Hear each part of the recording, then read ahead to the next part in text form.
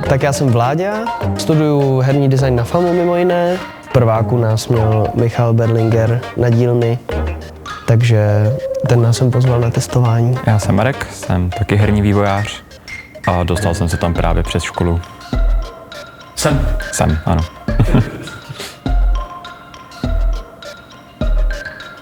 To hrozně hezký.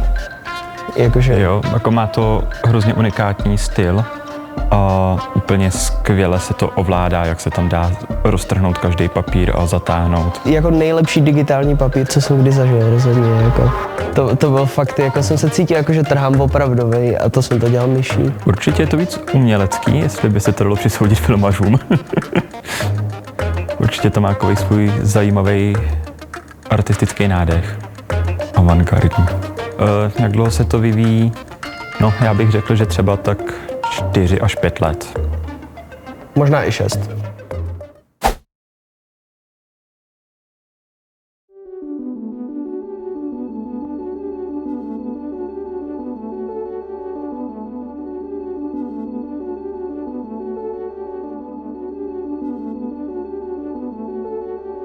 Název ještě nemáme právě.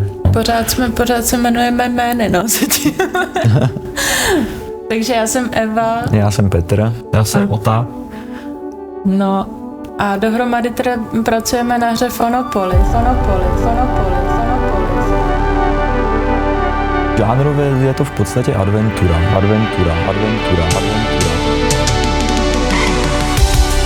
Jde o nějaké takové řešení prostě nějakých puzzlů. Třeba užívat to, že se ti třeba ty jednotlivý kolečka, to soukolí se ti roztočí a ty můžeš prostě se s tím hrát a bude to snad zábava. Stejně ta kašna by měla prostě tak jako vyprdávat nějakou vodu, že nějakou a... Bylo to takové za pochodu, no, furt vždycky 2 kroky dopředu, 1 zpátky. Takže dá se opravdu říct, že bychom na začátku úplně 100% všechno věděli, ono jak se to tak klube, tak se domýšlí některé třeba i detaily.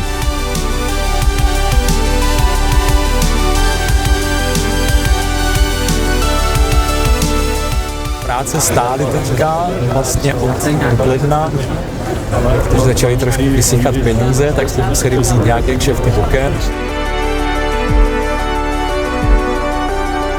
Nicméně zatím se nám nejvíc jakoby osvědčilo to, že hážeme dokupy nějaké takové jakoby nápady, děláme si takovou jako databázi nápadů a někdy jakoby najdeme způsob, jak ty věci začít propojovat a pak se to hodí, že ti někde třeba chybí nějaký detail, ale už ho někde máš nachystaný. Ten obrázek neukazuje. Ten je dobrý. Hrozný. Ale to je jenom skica, to je jenom návrh. Ale to je jak od 5letýho dítěte a prezentuje se to prostě vždycky jako ve velkým. Mně se líbí, tak co? To může naštvat vždycky jako nejde. Ale teď to jsou pracovní věci, teď o to jde, ne? Tak to je nějaký vývoj, no. No, tady máme bordelutunu. Tohle je základ jednoho levelu, jo, rozdělaný. Ty to všechno nachystáš a tam máš prostě rozměry jakoby všeho, jo. Prostě potom už jdeš jakoby na jistotu. Jo, že třeba tohle je půdorys, jo, jakoby toho všeho, jak je to nachystaný, takže víš, že bude všecko sedět, všecko do sebe zapadat, pak už jde o to jenom jakoby vyrobit, no.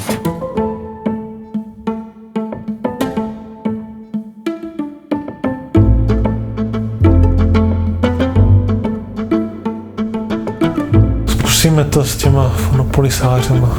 Teď měli za úkol udělat demo, který nás přesvědčí. Tak celý prázdniny poctivě makali a udělali demíčko malý, který je ale technologicky prostě dobře fungující. Vypadá to pěkně a vyzkoušelo se na tom v podstatě základní věc a to, že ten tým je schopen rychle a spolehlivě fungovat. No a hru jsme se rozhodli dělat hlavně kvůli tomu, protože se nám tam potkávala možnost, jak kdyby pro nás animovaný film, až jak kdyby interaktivní animovaný film, s něčím, co budeme mít prostě pevně ve svých rukou, což se nám třeba u animovaného filmu asi by tolik nepoštěstilo. Časový výhled jako žádný jsme nekonkretizovali, protože moje představa je třeba 2 roky.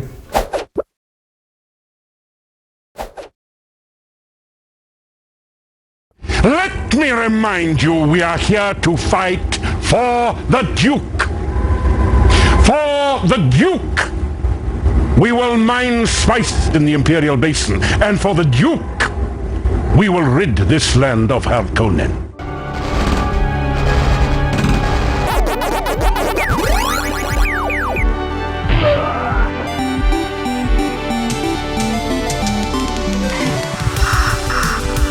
Už jsme přece ta generace, že už jsme hry hráli, začali jsme na 8biťákách, nás to vtáhlo, byly to ještě takové ty hry, kde člověk potřeboval i trochu vlastní představivosti, nebyly tak dokonalé. Já jako hráčka jsem asi trošku netypický hráč, protože já vlastně na tom oceňuju hlavně ty světy.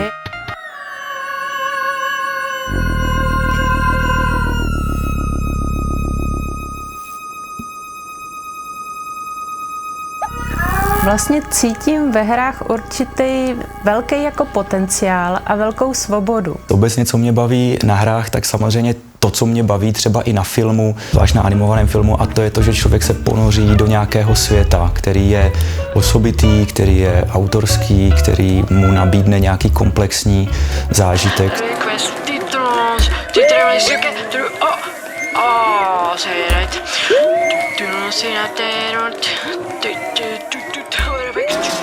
Mě vždycky zajímaly na hrách ty světy, jako hodně. Protože tvorba jako světů fantazijních je prostě úžasná věc, to je moje téma, které mě vždycky jako hodně zajímalo. A asi i proto dělám hry, protože ve hrách se ten svět jako víc projeví, než třeba ve filmu. Ve filmu je to taková jako kulisa pro nějaký příběh, ale ve hrách si ten svět můžeme jako osahat, víc v něm jako bydlíme, jo?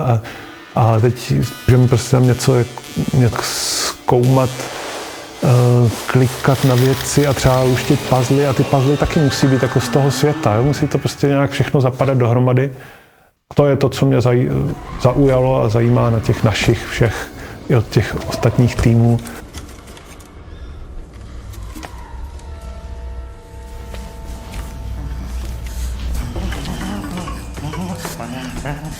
Základ je ta svoboda a dělat ty věci autorsky. A my samozřejmě jsme k Amanitě v době, kdy jsme studovali, jakoby vzhlíželi, protože oni vlastně kluci jsou o pár let starší, takže vlastně když my jsme byli ve škole, tak vyšlo Machinárium a my jsme si říkali, jo, to je přesně to, jak bychom to chtěli dělat.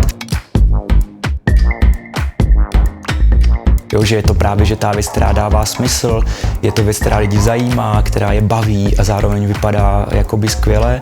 A my jsme si říkali, jo, tohle je prostě ta cesta.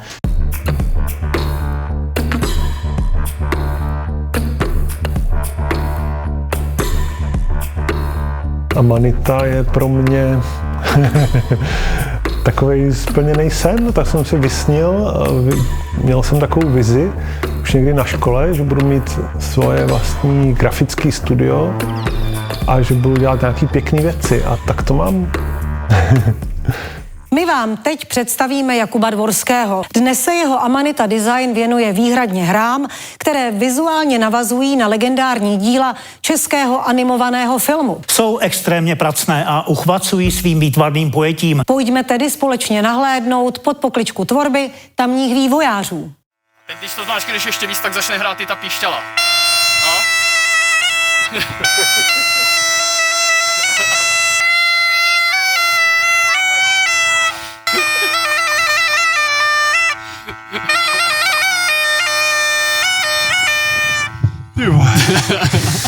To jde, ale to bylo, vole, jsi dobrý? To je od zvyku, to je od tréninku. Ale výborný.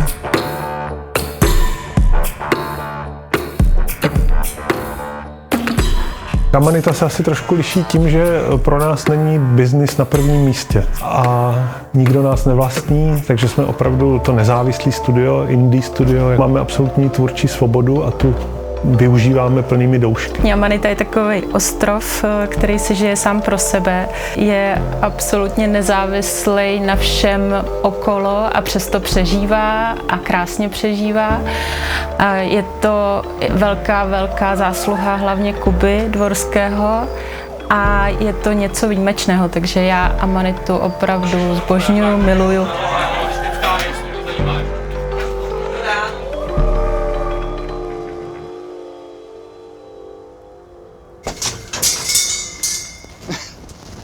Něco s tím letím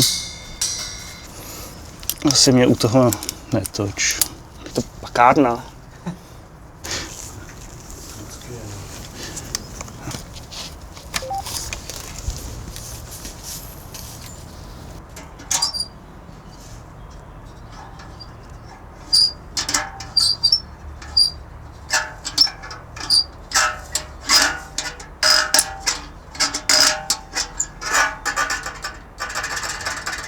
Člověk musí zjistit teda, co se k tomu zvukově bude hodit, jaký je to svět vlastně.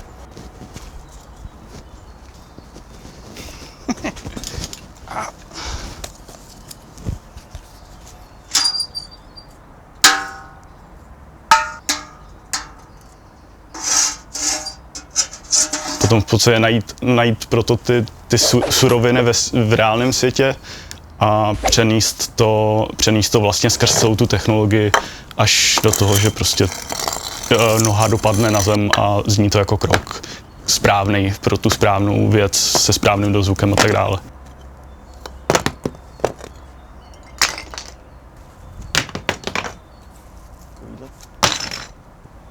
Všechno se to může hodit. Ty různosti mezi těma hrama je něco, co mě vlastně hrozně baví na té spolupráci s Amanitou, protože pokaždý vlastně vytvoříme takový trochu jiný svět.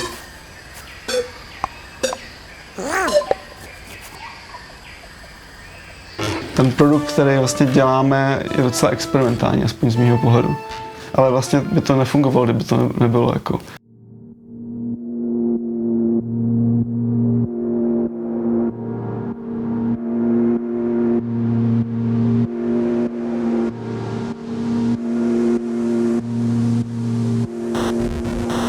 Jako vlastně tady v této hře pořád vymýšlíme nějaký způsoby, jak tu hudbu zdestruovat.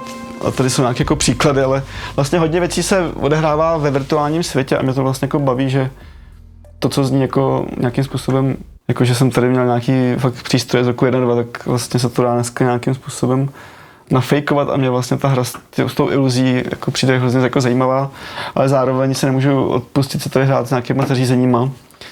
Tohle je jedno z mých jako hodně oblíbených, což je jako starý kazeťák, který se používal prostě v době slávy kazet. To je zábavné to prohnat právě tady tím kazeťákem, ten materiál, protože on se hodně právě zkreslí a zničí, poničí a já si můžu hrát taky docela s tou úrovní toho té nekvality. Teď to tady mám zrovna puštěný ještě ke všemu zpomaleně a to hned napravíme. Ale vlastně mám tady třeba ještě nějaký okruhy, kde tu hudbu můžu ještě více jako ničit, tady přes ty lampové zkreslení.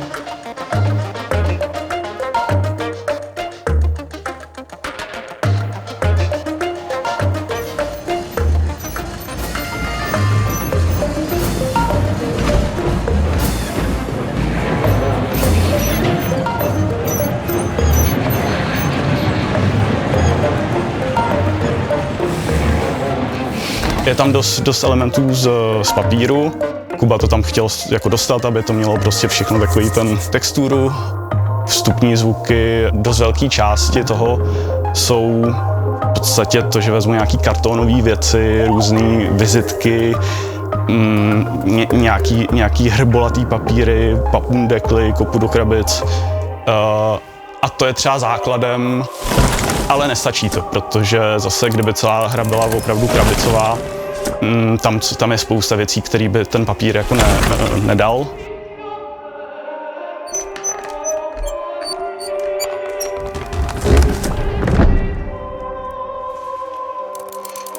Takový jako imaginativnější věci, že člověk vezme prostě nějakou věc, do které by vůbec neřekl, že to udělá nějaký jako zajímavý zvuk. Teď jsem tady zrovna našel takový docela vtipný zvuk, protože jsem měl covid a dělal jsem si pořád polívky a pak jako nějak mi tam dostaly ty kosti hovězí a nějak to o sebe zavadilo a já jsem zjistil, že to má úplně super jako takový průrazný, ťukavý zvuk, jak nějaký japonský dřívka. Když jsem to hodil do myčky a mám z toho teďka úplně skvělý perkusivní nástroj, který určitě použiju. Abych neřekl, že to, co děláme, se dá přerovnat k nějaký jako počítačový hře, kterou bych znal, protože to je fakt unikát. Pro mě třeba je tam hrozně důležitá ta otázka jednak těch instrumentů, které nějak jako jsou nějak jako primitivní, konkrétní, zvukový, ale co tam je neméně důležitý, je nějaká patina. kterou pořád jako hledáme. To znamená, že tam je hodně procesingu nějakého znekvalitnění toho zvuku, který každý máme zakódovaný jako spojený třeba s tou dobou, když se díváme na starý film třeba, který šumí a jako bude takový středový a trochu jako vyřvaný. Tady mám zrovna třeba simulaci jako gramofonové desky, ale tady to nastavení je extrémně jako špatná gramofonová deska, jako hodně lo-fi deska.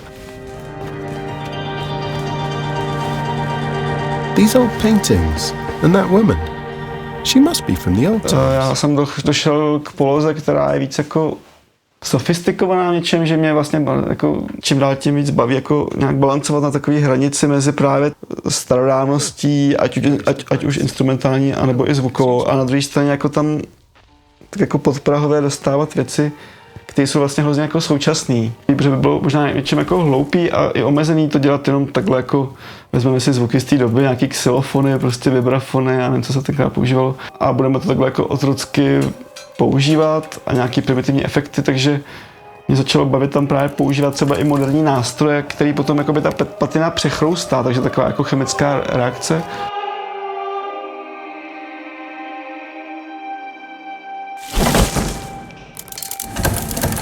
Ten Phonopolis tým je jako velice zajímavý, protože jsou to skvělí hlavně výtvarníci a animátoři, kteří mají svoji velmi unikátní vizi toho, co chtějí dosáhnout.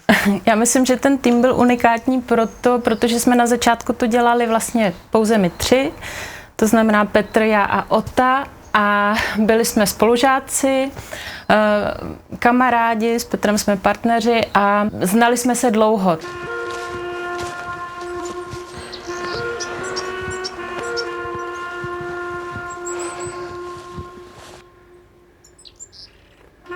Já vlastně, co jsem začal posledních pár let provozovat, tak bylo to, že si musím chodit odpočinout do přírody, protože člověk, kdy během týdne jediné co, tak sedí a kouká do monitoru, tak ono chodit a koukat do zeleně je pro mě vlastně příjemná změna, takže vlastně už jsem zjistil, že to i potřebuju. Jsem tam jak padnout z města, vstát od počítače a jsem tam se jít projít vlastně mezi stromy a tak nějak si vlastně za dobrodružstvím putovat tou českou krajinou. No, u Phonopolisu vlastně jsem byl od začátku, když jsme s Petrem a s Evou vlastně, že po škole vymýšleli, co budeme dělat, tak jsme se rozhodli, že bychom chtěli zkusit hru pro změnu, takže vlastně byl to náš společný nápad.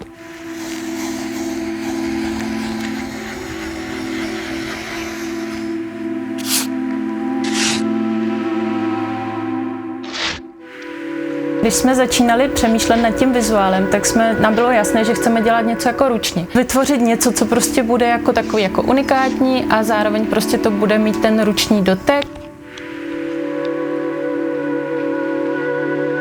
Mezi zakázkama jsme si říkali, jak hezké by bylo dělat vlastní hru a tak nějak to vyplynulo tady z těch hovorů našich společných. Já jsem Lukáš Kunce a na projektu Phonopolis pracuju jako takový produkční, marketingový PR člověk, zároveň se tady hodně podílím na nějakém testování. Ten náš tým je tak jako vlastně malej a kompaktní, že jako člověk tady, jako třeba to může být v jiných studiích a v jiných firmách, které jsou třeba větší, kde všechno musí procházet třeba nějakýma obrovskýma, dlouhýma schvalovacíma procesama, všechno se řeší s desítkama až stovkama lidí. To tady nemáme, my jsme takový prostě kompaktní a všechno si tady dokážeme říct na takovém jako relativně malém písečku. První fáze výroby je, že se musí vymyslet vlastně, o čem to bude, což je kreslení do sešitů, nejrůznější nápady, úvahy. No tady máme takový v podstatě storyboard, který jakoby znázorňuje, reprezentuje dějové zvraty v té hře. Vlastně ilustruje ty pro děj zásadní momenty. Tady v téhle části se Felix převleče třeba, jo? Že vlastně prvé je popelář a pak je převlečený vlastně v takovém kostýmu té avantgardní kasty. Takže je důležité třeba si hlídat, že ve všech těchto levelech a cutscénách dál už je úplně jako jiný model Felixe, úplně jinak oblečený.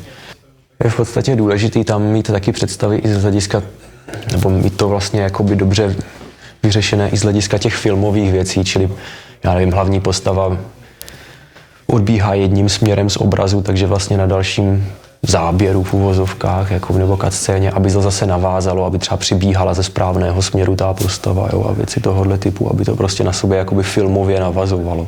Druhá fáze je ta, že si to veme Eva a nakreslí výtvarný návrh. Ten nakreslí normálně jako digitální malbou, kdy samozřejmě jde o to, aby to mělo nějakou atmosféru, aby bylo všechno jakoby čitelné, aby to dávalo vizuálně všecko jakoby smysl. Já na hře jsem art director, to znamená vlastně výtvarník projektu, kreslím první návrhy, podle kterých vlastně hra vzniká a snažím se tam udržovat ten styl, který vlastně máme nastavený, snažím se udržovat atmosféru skrz to a nějak držet vlastně ten vizuál jako celek.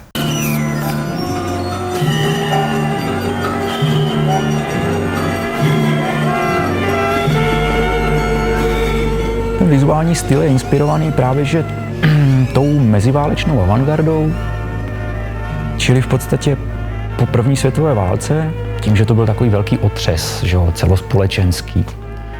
Se říká, že skončilo dlouhé 19. století, že prostě ta společnost hodně odmítla tradici. Jo, to se prostě všecko se to zhroutilo v těch zákopech. A najednou vlastně začaly se objevovat už před tou první světovou válkou, ale hlavně po ní vlastně poměrně jako radikální myšlenkové směry, které se projevovaly jak v umění, tak v politice. V umění, dejme tomu, je to ruský konstruktivismus, futurismus, kdy právě i to umění se s tou politikou a s názorem na to, jak má být uspořádaná společnost, strašně jakoby prolínalo.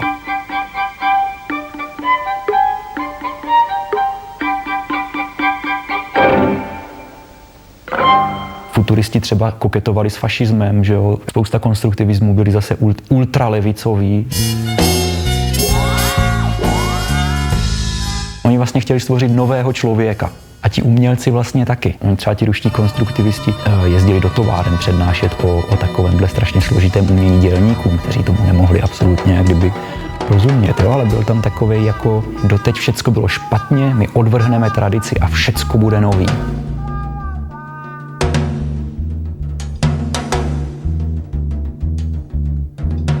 Ale prostě to, co mě na tom baví, je, jak ta doba byla prostě vyhrocená do strašných extrémů, které si zároveň byly podobné.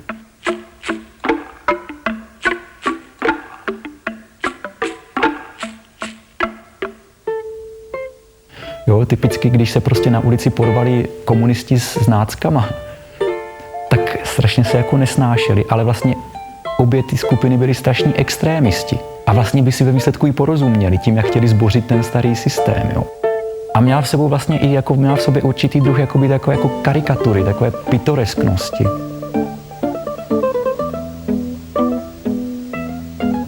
Třeba Luigi Russolo, že jo, který přišel vlastně z počátky jakési noise music.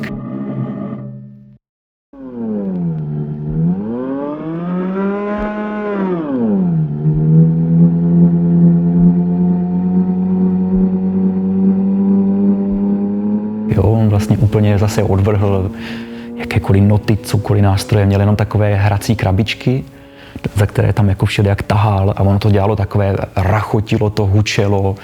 Zase úplně tradice pryč a jenom prostě jako revolučně. Jo, ruští konstruktivisti taky, to byly vlastně strašně jakoby zajímavé věci. Jo, a to mě na tom prostě baví, no, a nějak jsme to prostě propojili s takovou jakoby nadsázkou.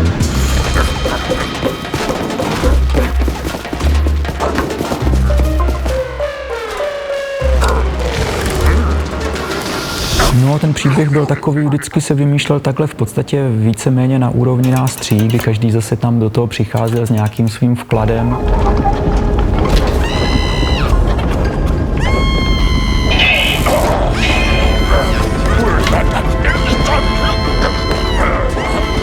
Vlastně fakt jako vycházeli z toho příběhu a podle něj vymýšleli potom vlastně i jako ty jednotlivý puzzly a vlastně nějak jsme je začleňovali. Nebylo to nic odděleného, jako tohle bylo pro nás důležité, aby to vlastně souviselo spolu, už protože vlastně jsme původem animátoři.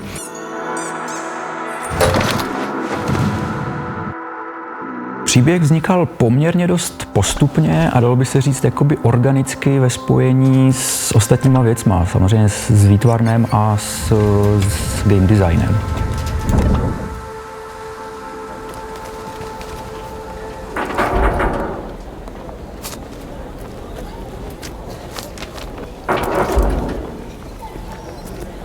A samozřejmě samotný ten příběh jsme vlastně i přesouvali pomalu vlastně do té explorativní části, takže člověk jako se tak jako hledá, nebo ten hráč vlastně a sám si jako nachází souvislosti mezi třeba tou starou a novou dobou, mezi tím, kdo byla Ráchel. Jako nevysvětlujeme všecko doslovně, ale necháváme na hráči, aby na to přišel sám.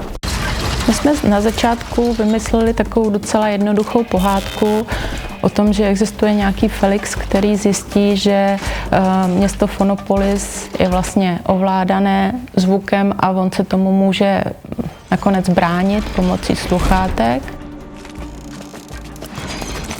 Do toho jsme začlenili nějakou tajemnou femme fatale, prostě můzu, kterou on pozná a díky které vlastně to město dřív bylo nějak šťastné.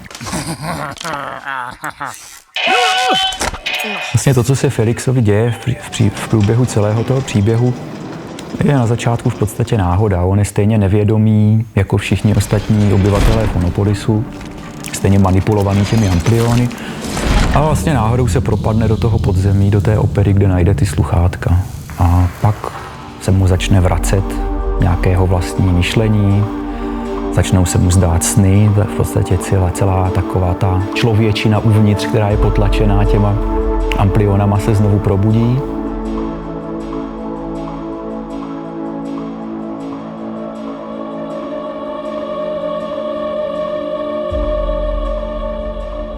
První nápady ohledně toho příběhu jsou poměrně dost jakoby staré. Tam jsme ještě měli různé varianty, že třeba Felix měl takovou krabičku s těma povelama. Ale nakonec jsme tohle celé jakoby zakomponovali do architektury toho města. A celý ten příběh v podstatě se vyvíjel leckdy. Vlastně ten základ byl někdy to, co máme rádi, čili jakoby ta doba meziválečná. Další věci vznikaly postupně. Prostě člověk sedne, kreslí. Eva kdysi nakreslila, myslím, ty 3 dětky, ty revolucionáře, a pak jsme si řekli, že by to vlastně byly dobré postavy, co by tam sehrály nějakou roli. The entire city knew her, and you must have too. The leader must have already erased everyone's memory. It's the bloody loudspeakers. Vizuál je pro nás strašně moc důležitá věc. U té hry snažíme se prostě nějakým způsobem jim komunikovat vlastně s člověkem, s tím hráčem i jako přes nějaké výrazové věci, jakožto atmosféru nebo nějaké napětí, stylizaci, humor. Humor vlastně je pro nás dost podstatná věc, kterou se tam snažíme dostat.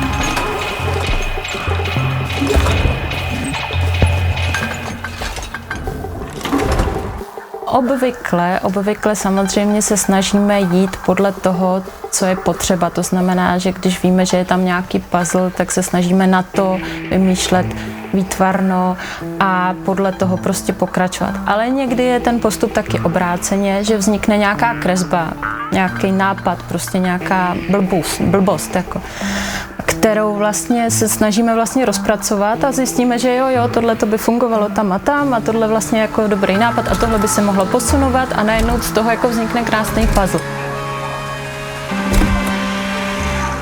No, mou roli vlastně ve Fonopolis týmu je dělat, dá se říct, takového překladatele mezi tou technickou částí týmu a tou, nechci jako v uvozovkách umělečtější, že vlastně třeba dělám výtvarné návrhy od Evy, zpracovávám, pak je dávám do Unity, aby k tomu měli potom přístup programátoři. Takže dělám takového tlumočníka, dá se říct, mezi těmi 2 složkami týmu.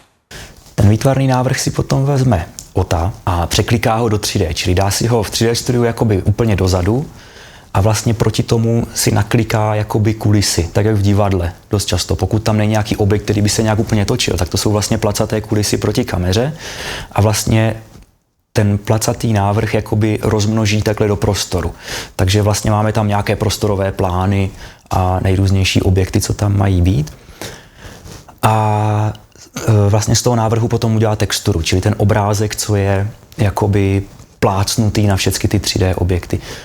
Ta textura vypadá něco jako třeba vystřihovánka z ABCčka. Tak tady mám od Evy teďka nový návrh, začínám tenhle level, který vlastně navazuje na intro, je to, dá se říct, taková cutscéna, kdy poprvé se seznámíme s Felixem a vůbec s tím, jak to ve Fonopolis funguje, kdy vlastně tady bude švenk od toho města na pláně za městem, kde budou popeláři zametat pozůstatky té starodoby, jako jsou tady nějaký staré hudební nástroje, staré noviny, jo, tady je ta stará opera, potom dál, vlastně jsou to ty pozůstatky té starodoby, s tím, že vlastně tady i přecházíme z toho našeho moderního výtvarna do toho trošičku, dá se říct, malovaného staršího výtvarna. A já právě jsem teď ve fázi, kdy mám nahozený zatím jenom tady ten kousek kolem toho města a plynule opět zase tady je vidět, že obtahují jedno po druhém všechny ty detaily a umísťuju je právě do té plochy a vlastně kousíček po kousíčku buduju tu 3D scénu, ve kterém se to bude odehrávat. Jo, je to prostě placka a tady jsou ty objekty takhle vedle sebe nakladené a to vezme a vyřeže to na plotru, udělá z toho nálepky.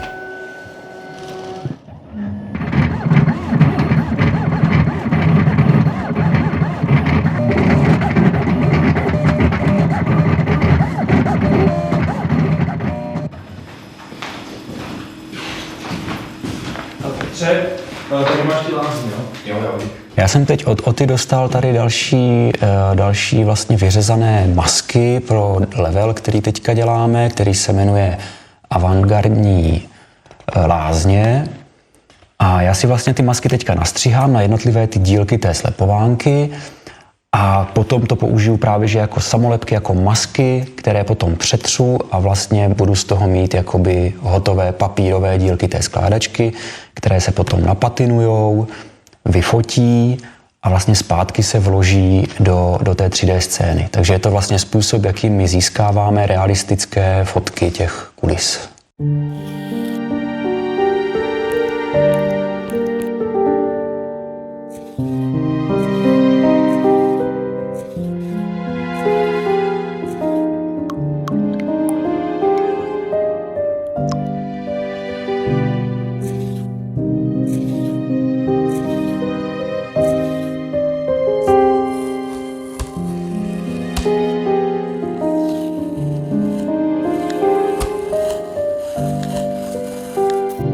No, náš postup práce je unikátní asi tím, no člověk to pokaždé potvrdí, když to někomu ukazuje a poslouchá pořád to, jako a proč to tak děláte a to opravdu má to tak smysl, ale potom to ti lidi pochopí, že je to nějaký kontrast vůči tomu 100% sezení u počítače, že kdyby to měl člověk kreslit a vymýšlet vlastně jenom v počítači, tak to směřuje nějakým směrem a právě to, že jsme tam zachovali takovou i třeba tu náhodu při té ruční výrobě.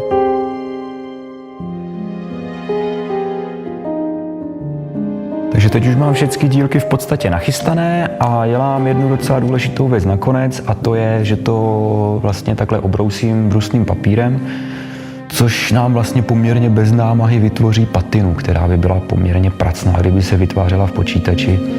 Takže je prostě jednodušší vzít ten šmirgl papír a prostě ty hrany takhle přejet. A ono to vlastně samo přirozeně vytvoří takové jako opotřebování.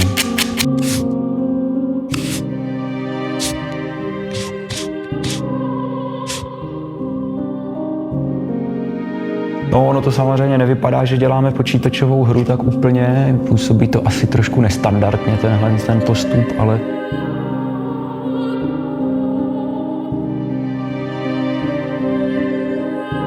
má to prostě svoje důvody, protože my prostě chceme, aby to město bylo opravdu papírové, chceme v tom udržet maximální míru nějaké uvěřitelnosti.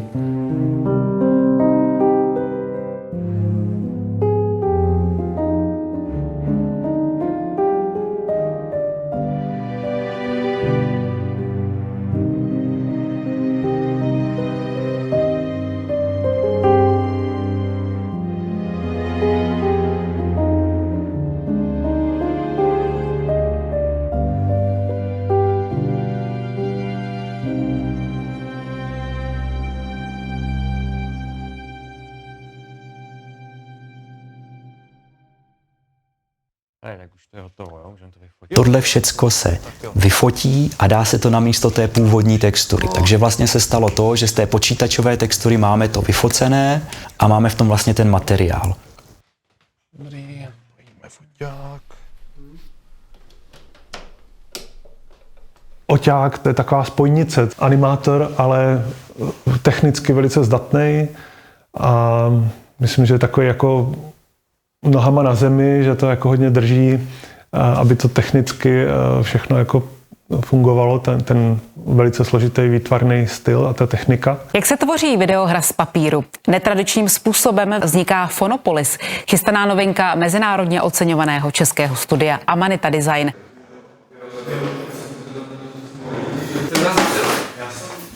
Ale ještě předročný.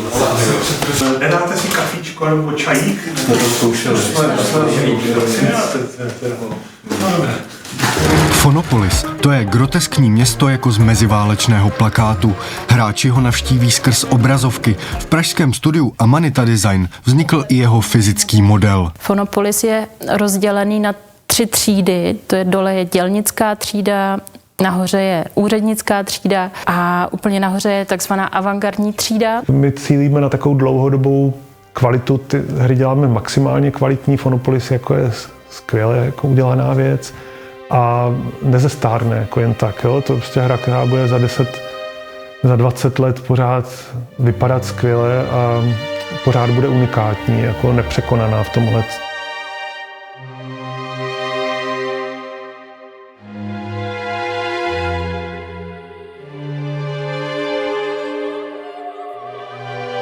S pokorou tohleto nedokážu říct, jestli jsme nebo nejsme nadčasoví, ale právě protože se snažíme přistupovat k tomu s určitou pokorou, tak doufám, že by mohla být jako dlouhodobější, mohla by nějakým způsobem fungovat jako delší dobu, prostě tak, aby to lidi třeba vnímali i s odstupem jakožto dobrou hru, ale to se uvidí.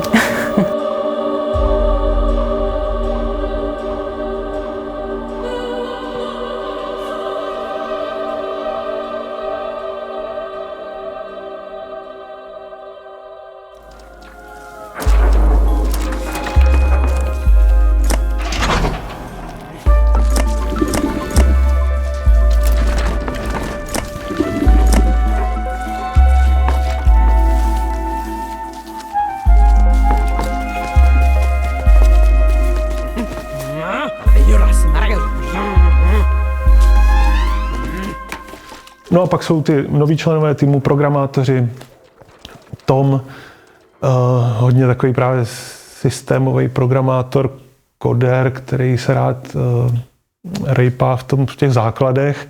Už míň ho zajímají hry obecně a ta hra a nějaké stavění levelů, to už úplně se mu moc nechce, ale na to máme Tondu, který je zase jako nadšený hráč a luštič puzzlů a game jamař, tak ten právě je perfektní, že dokáže líp jako komunikovat s týmem, vlastně stavět tu hru jako pod rukama.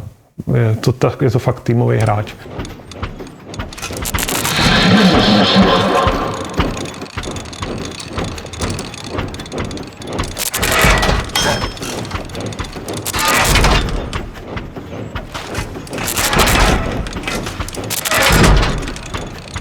V rámci toho workflow našeho, teda když jsou hotové animace a je připravená, vymodelovaná scéna a všechny tady tyhle věci, tak Oťák mi připraví vždycky scénu v Unity, kde dostanu všechny prostě asety a podobně.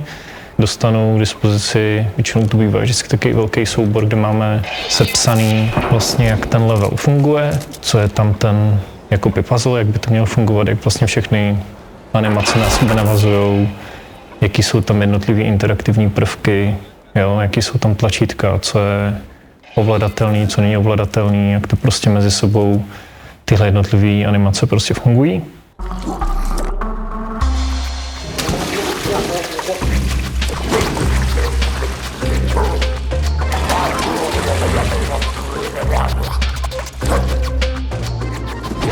Často bylo, že ten level si prostě spustil, hned jak jsem ten level dostal, tak se tam prostě všechny animace spustily najednou.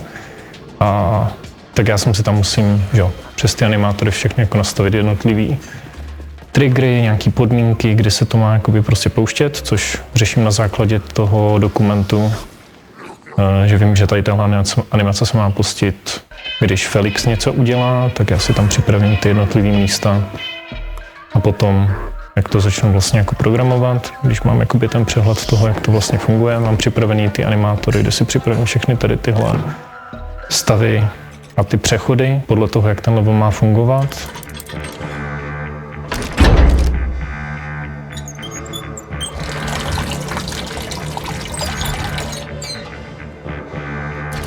Onehdy, když jsem si spustil nový build a tady jsem kontroloval level vozíčky a úplně byl celý rozsypaný, v podstatě samý bugy, vůbec to nefungovalo.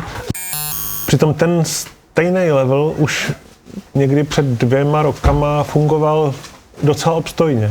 Jenomže mezi tím prostě došlo k nějakému přehodnocení celého systému, takže se to celé úplně překopalo. Level vozíčky je prostě tady fonopolisácký legendární level, což byl vlastně jako první level, který vznikl. A vlastně byl jeden jako z posledních, co se dokončil v rámci tady tohohle 10letého vývoje. A to je nejvíc frustrující moment, když člověk hraje něco po 2 letech a je to v horším stavu než jako předtím, jo? A to teda jako už si člověk říká, no jestli to vůbec někdy doděláme. Takže, ale teď už zase o pár týdnů později už je situace trochu růžovější. Už to vypadá docela k světu, už se to dá hrát. Ještě to chce nějaké ladění, ale v zásadě to funguje a dá se to dohrát, takže už jsem vychladl. Mockrát jsme asi zalitovali, že jsme si to vymysleli hodně složitě. Takže toho asi lituje Kuba. ale snad se to nějakým způsobem vrátí. Člověk občas propadá takové skepsy, no ale pak prostě se z toho musí otřepat a jde se dál. Prostě musíme to dotáhnout.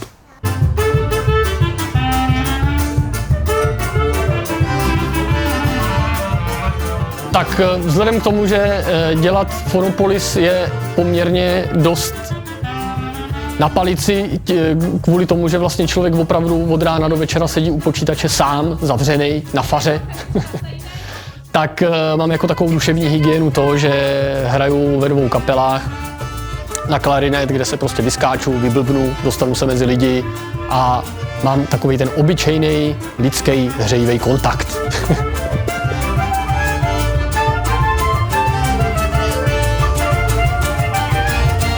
Já jsem Kuba Soldán, pracuji pro Fonopolis, pracuji jako animátor, bydlím v Liberci, bydlím na faře, na který vegetím se 2 dětma a manželkou, psem a králíkem.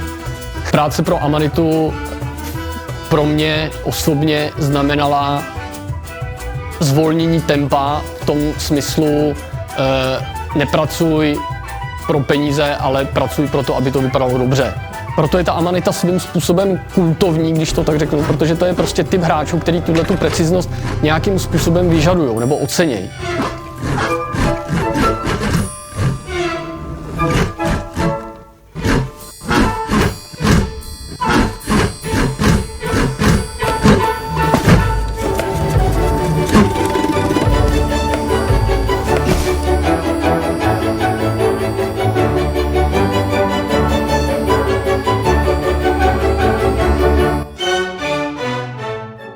Fonopolis vzniká ve 3D, to znamená, že k tomu používáme na tvorbu nějaký 3D software. Tady se můžeme podívat na figurku toho Felixe. Tohle to je vlastně pohled kamery, kdy se ten Felix rozhlíží.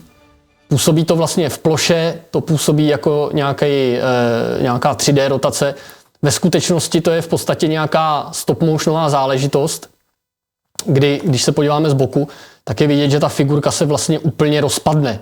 12 FPS pro tu běžnou tvorbu není dobrý vůbec k ničemu. Naopak všichni chtějí, aby ta animace byla co nejvíc smooth, co nejvíc plynulá. To znamená, že těch 12 FPS opět evokuje vlastně nějakou starou dobu, něco, co už bylo. Unity to tak nějak střelí od pasu, to, jak ten jednotlivý frame v těch 12 FPS má vypadat. Pak to prostě v Unity vypadá jinak, než oni jsou svým cvičeným okem prostě zvyklí a poznají tam ty drobné nepřesnosti, tak to byla taková alchymie mezi tím importérem, tím, jakým způsobem se přehrává ta animace. Já jsem tam musel řešit, jakým způsobem to vůbec exportovat z 3D studia do Unity, aby tam ty chyby vznikaly co nejmenší a bylo to takové jako trošku hledání toho nejmenšího zla. Pak se tam vyzdává. Předpokládám, že ty čísla ano, ne, důležitý. To není žádné. Ty fakt ne? Aha, ty vole, dobře. Jak ty naše partiklové systémy nebo veškeré efekty nejsou dělaný přes ty vestavěné Unity nástroje, jako jsou particle systems a podobně.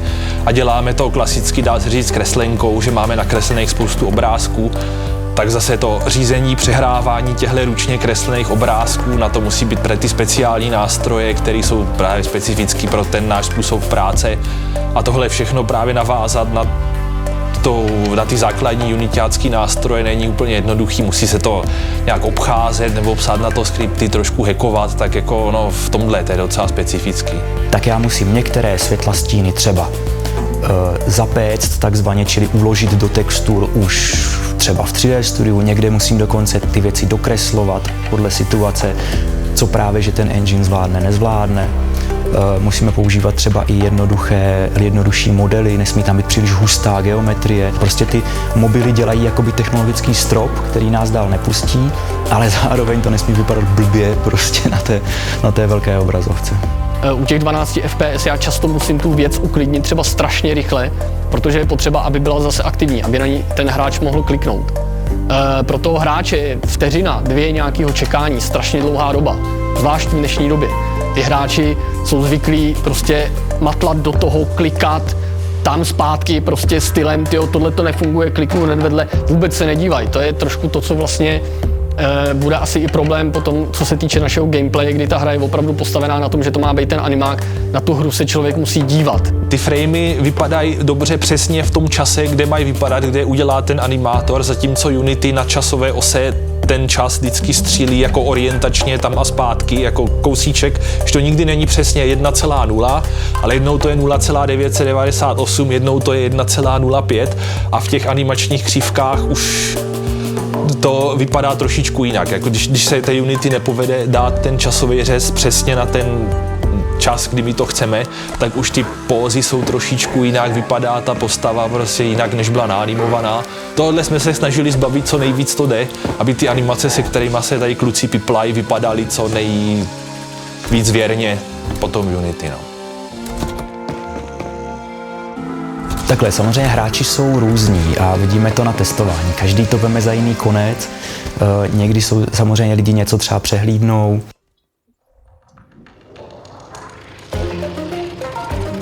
Ale dneska je pátek, což asi není úplně důležitý pro tvůj dokument, ale je to zhruba 3 týdny od té doby, co jsme vydali na Steamu Phonopolis demo. Myslím si, že nám docela prospělo to, že jsme to demo vydali takhle s předstihem, protože díky tomu jsme tam nazbírali docela velké množství recenzí.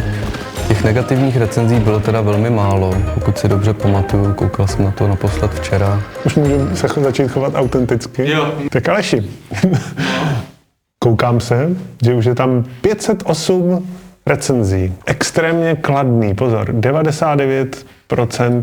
Tak nějaký čínský uživatel píše, hned na začátku je zasazení do prostředí nevěstince, který se čte jako Women's Room. Což mě úplně znechutilo. Takže prostě nějaký čínský uživatel si myslí, že tam je nevěstinec. Ale on je to ženský dům, což není žádný nevěstinec. A počkej, ještě tady někdo píše, jiný čínský uživatel píše, přeložíme, sexistická braková hra. Nestojí to ani za hraní.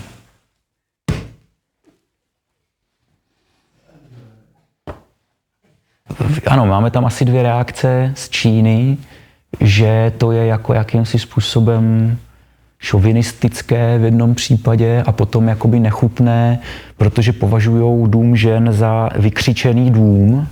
Nevím, jestli je to věc překladu nebo naprosto jako nějakého jako nepochopení.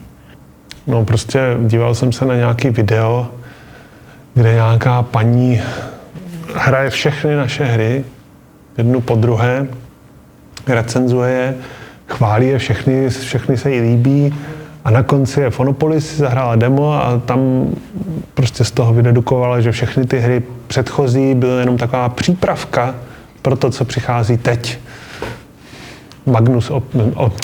Opus Magnum.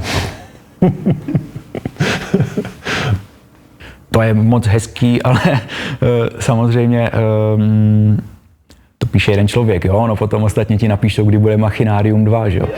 Takže... To jako zajímalo by mě, jaký má člověk po 11 letech s tou hrou vztah, jakoby. Že to neomrzí, co ještě jako po těch 11 letech? No a nebo možná jo, právě, že jo. Už bych byl i rád, kdyby jsme se zapsali do toho Amanitího seznamu vydaných her, jakože i s Fonopolisem, že pořád je to takové, že